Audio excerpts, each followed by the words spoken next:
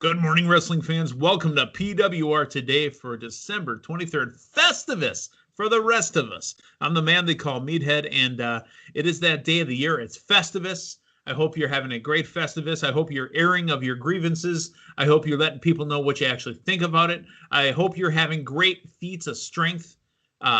This morning, I'd also like to bring in somebody who's also really good at feats of strength. It's Matthew Thomas. Good morning, Matthew.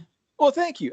Good morning to you. Happy road to spring, because starting today we gain an extra minute or so of daylight each day. So this is like the road to the next season, huh? Yeah, I mean, we start the road to WrestleMania at the Rumble. We start the road to next season right after we officially start winter. And again, Matthew, it's Festivus for the rest of us today, December 23rd. It is the day before Christmas Eve. We've got so many sequential things coming right down the pipeline here. The best sound out of all of that was the dragging of the aluminum on the ground. Do you remember can you hear the sound? It's been a long time since I've watched it, man. I got to go back. In Milwaukee, I'm not in Milwaukee. I'm farther up in Appleton here in the Green Bay area. But I know they were having a week of Festivus where they were playing the episode every night. Oh, that's awesome. And again, I just absolutely love it. I can just hear the sound of the aluminum scraping on the floor. Just imagine metal dragging against concrete. Yeah, it definitely has a very distinct sound. So I've got a lot of problems with you people, and you're going to hear about it. But first, I have no problems with our sponsors. Our friends at manscaped.com are making everybody silky smooth. I feel I've scarred people visually when I said that. Make sure that you don't have hairy balls when you're hugging grandma at Christmas.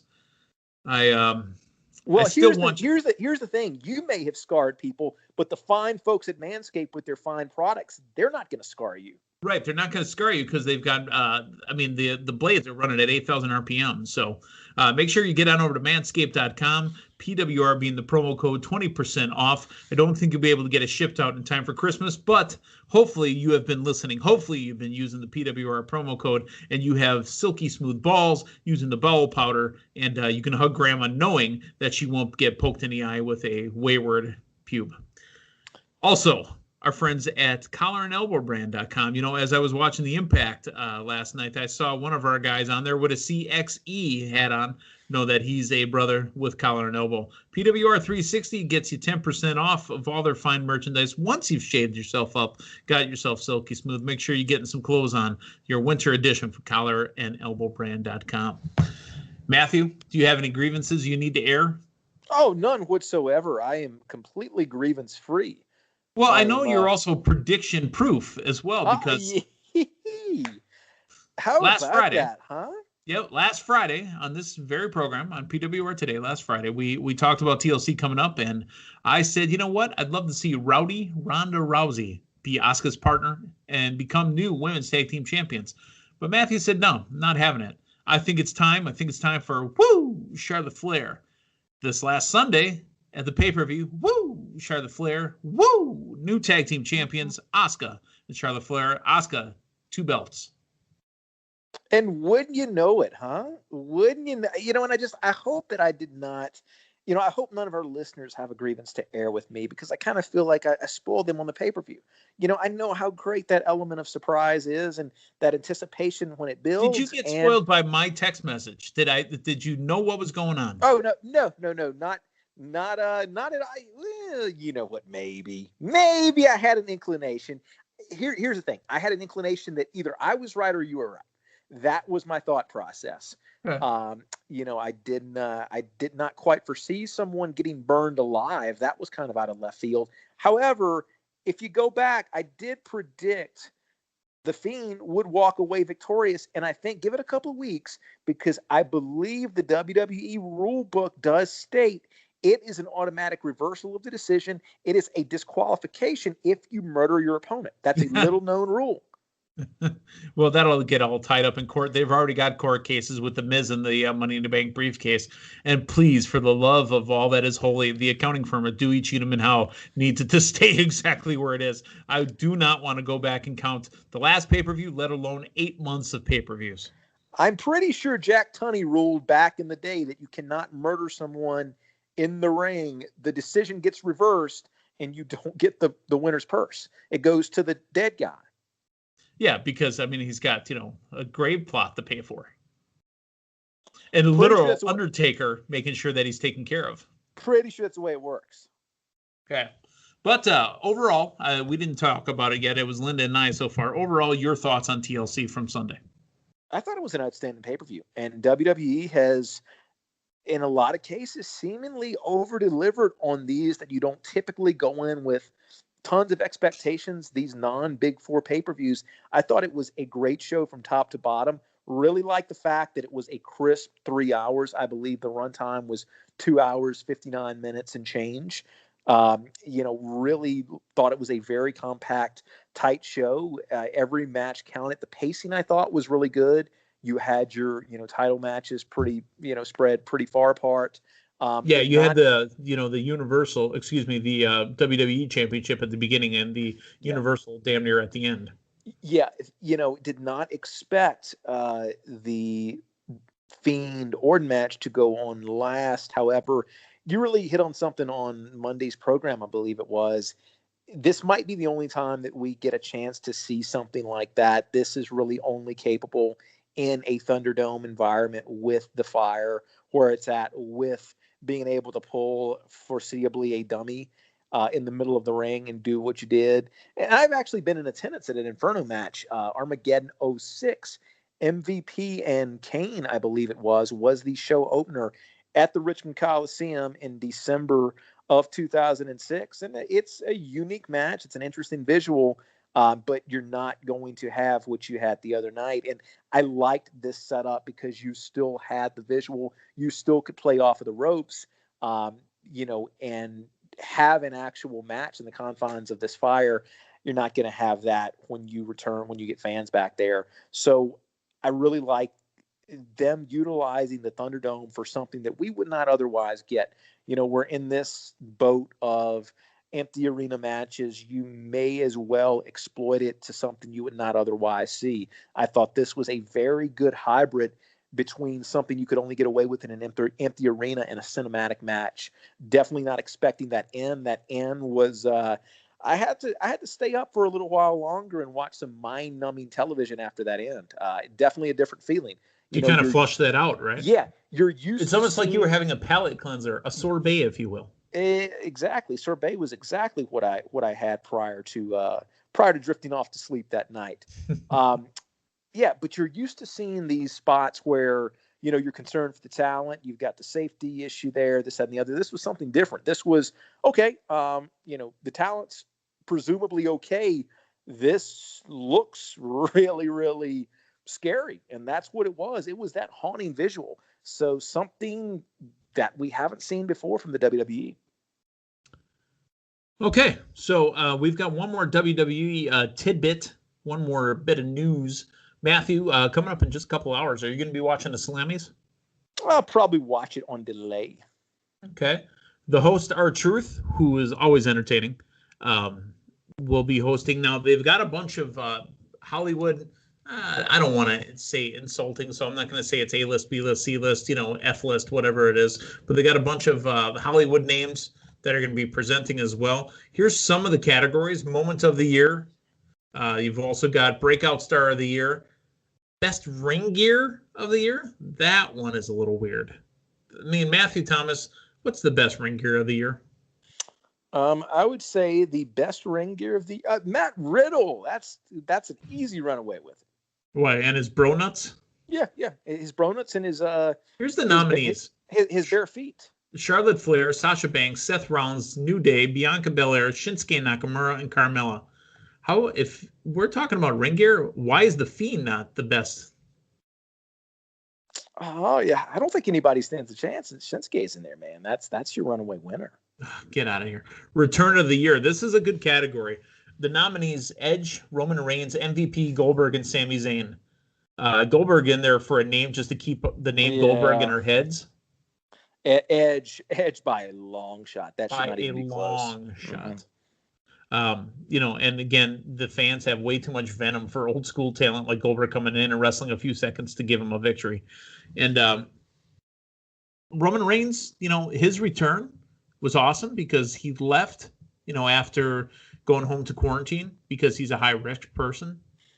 Tag Team of the Year is also a good one. I love the Golden Role Models. I love Nia Jackson, Shayna Baszler, the New Day, the Profits, and Nakamura Cesaro. What do you think the Rivalry of the Year was? Here's the nominees. And I already did a spit take when I saw this one as the first one. Seth Rollins versus the Mysterio family. McIntyre versus Orton. Edge versus Orton. Orton in there twice. Sasha Banks and Bayley. R-Truth versus the World. Lana versus announcer tables. Wow. What really captivates me, that Edge Orton rivalry. And it meant something. I mean, it was pretty interlocked with Edge's return, so that might give it an advantage. But I think that's Edge taking both categories right there. There was so much more invested in that. The Orton McIntyre rivalry was good, but it felt like standard business for somebody who recently won the title. You feud him with a mainstay like Randy Orton. It was sufficient. We got good matches out of it, but it did not feel special. Edge Orton felt special.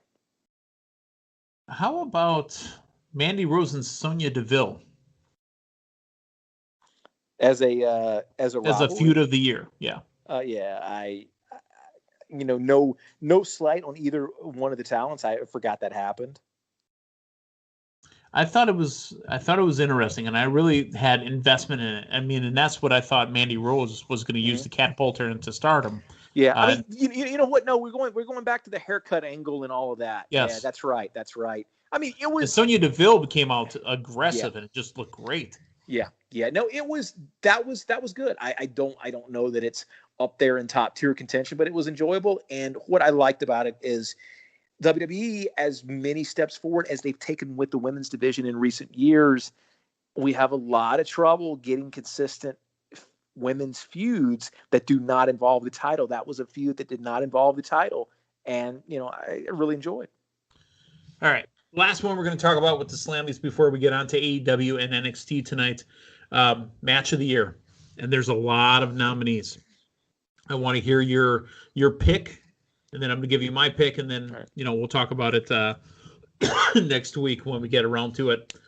Undertaker Styles, the Boneyard match. New Day in the Hurt Business from Raw on November 16th. Edge and Randy Orton, the greatest wrestling match ever. Backlash 2020. Men's Royal Rumble match from 2020.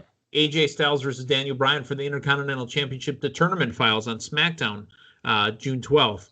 Roman Reigns versus Jey Uso, the Universal Championship Hell in a Cell I Quit match. Yeah. Sasha versus Bayley, the Hell in a Cell match at Hell in a Cell pay-per-view 2020. AJ Styles versus Sami Zayn versus Jeff Hardy, the Intercontinental Championship Triple Threat ladder match at the Clash of Champions. McIntyre versus Roman Reigns at Survivor Series 2020. And this one, out of all of these that I just read off you, this one was the only one in front of fans. Becky Lynch versus Asuka, Royal Rumble 2020. Yeah. You did say the Royal Rumble 2020 match itself was. Yeah, you're right. My mistake. Yeah. For me, it's the Rumble match, and it is Taker Styles for two completely different reasons. Rumble match this year, it felt like a much more cohesive match. It had a first half. It had a second half. It worked to establish a talent in Drew McIntyre. The role of Brock Lesnar announcing he was going in number one, it had much more of a narrative flow to it than your traditional Royal Rumble matches do. That's up there for me. The other one, and this is where I think this will most likely take it, you get away from the year 2020, there's going to be a lot of stuff you don't see again. There's going to be a lot of stuff in empty arenas. We've been talking about that for the entire year. When we go back and look at it, how many times are going to flash back to empty arena stuff?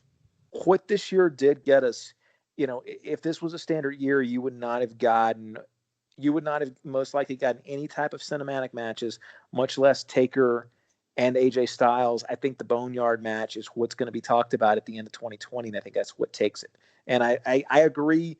I agree with that choice because I think what you really had, based on really not having many other options, you got WWE doing what it does, thinking on its feet, and delivering something that ultimately provided a fine enough bow for the Undertaker to put on his career. That's the other thing. If we had not gotten this, there's no telling how many more years Taker would have potentially tried to stretch out that WrestleMania run. There's no telling what that would have, looked like. Thankfully, hopefully him staying healthy.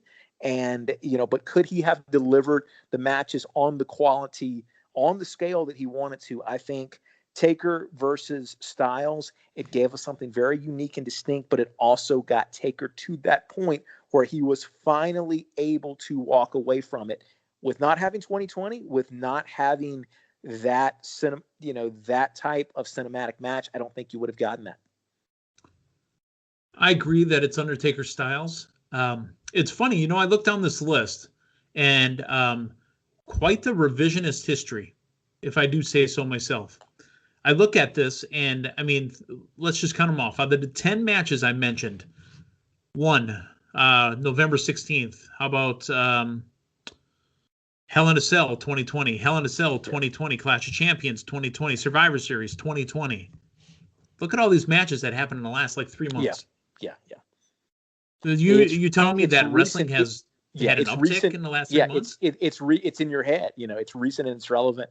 And I think there's something to saying, oh, wow, look, we're on fire right now. All these match of the year candidates in the last few months. That being said, I think you really turned a page in Roman Reigns' career with that Hell in a Cell match against Jey Uso. Yeah. And, so going back to Reigns, while I don't think it was the return of the year, because the actual return in and of itself, it couldn't have been as big as Edge because Edge was in front of people. However, Edge had been gone 10 years. yeah. And so I'm going that from the visceral pop, the audience response. That being said, if there was a category for reintroduction or reset of the year, Reigns has it hands down, because this goes from the typical Reigns that we, were exposed to over the last half a decade, the various incarnations of it. That Reigns switched to what I feel is this is Roman Reigns firing on all cylinders. Yeah. This Roman Reigns is a generational talent. That was not the Roman Reigns that we had previously. This, I feel, is what Vince and the Machine was hoping to see all along. And in a lot of cases, you've got to have that star go heel. You saw it with his cousin, The Rock. It wasn't until The Rock became The Rock, because he wasn't getting over as a babyface, that we got The Rock that we know, that we got the movie star. I feel like you're seeing that, with Roman here. And the difference night and day, I think a lot of people thought, okay, you make the guy a heel, it's going to be some interesting matchups. He'll probably be, an entertaining heel. I, for one, did not expect him to deliver on this level. The programs involving Roman Reigns, for me, SmackDown is a must-watch each week, largely because of Roman Reigns. These feuds that he's in, where that he most likely is not going to lose the title, that title is not in jeopardy. That story that is in a Roman Reigns match now is something unlike you're getting on the rest of the roster. The storytelling in those matches, or on Raw even. Exactly. They're top-notch. All right, so that is the Slammys. They're coming up in a couple hours on the WWE Network. Lots of celebrity presenters as well. I know we've got Mick out there. We've got Ric Flair is going to present. To be honest, I know it's live on the network. We know this stuff was all pre-taped, but it'll be fun to watch. I enjoy watching R-Truth. The R-Truth game show was fantastic this year. I also enjoyed the early iterations of the 24/7 title. Now it's the same seven talents running around the ring all day long. It's got to get freshened up. It's terrible right now. Let's talk about, real quick, Impact from last night. It was a best of show. We did get an appearance at the end by Callis and Omega, just letting us know. And more importantly, to kind of progress things along, we did get an appearance by Tony Khan and Tony Schiavone in a commercial paid sponsorship on Impact Wrestling for AEW.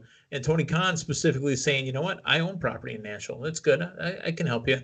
And it looks like, obviously, AEW are playing the heels in this particular interaction. And Impact Wrestling are trying to be the faces of it. But Tony Khan's saying during the commercial spot, hey, you got some talents. Maybe your contracts are coming up. Come on over to AEW. We'll take a look at you. So he's invited AEW talents to start showing up on Dynamite. So we've got that coming. Now, speaking of Dynamite, the 3 that I have announced for me so far for tonight, I know there's more. I know Sting's got an interview tonight, but we've got Chris Jericho and MJF with Jake Hager. I almost said Jack Swagger.